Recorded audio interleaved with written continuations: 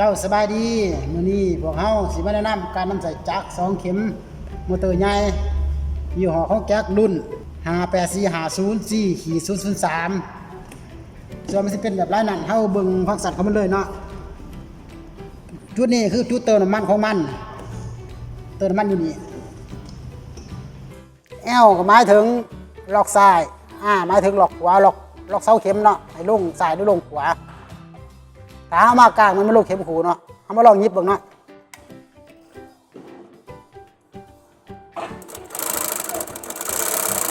ตัวอย่างคือมันมา2เข็มแบบนี้เนาะแต่ว่าถ้าอยากมันลงเข็มเดียวเนาะเขาก็ล็อกทางใดทางหนึ่งก็ได้เนาะมันจะลงข้างขวาบอล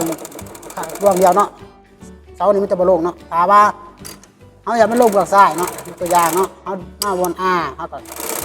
ยิบไปเนาะมันก็ลงเบือกข้างซ้ายข้างเดียวเนาะ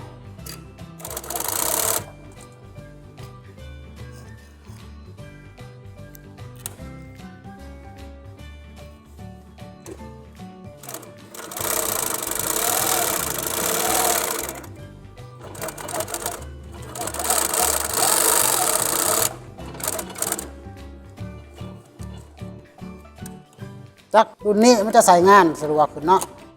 สามารถล็อกเข็มใส่เข็มขวาได้เนาะ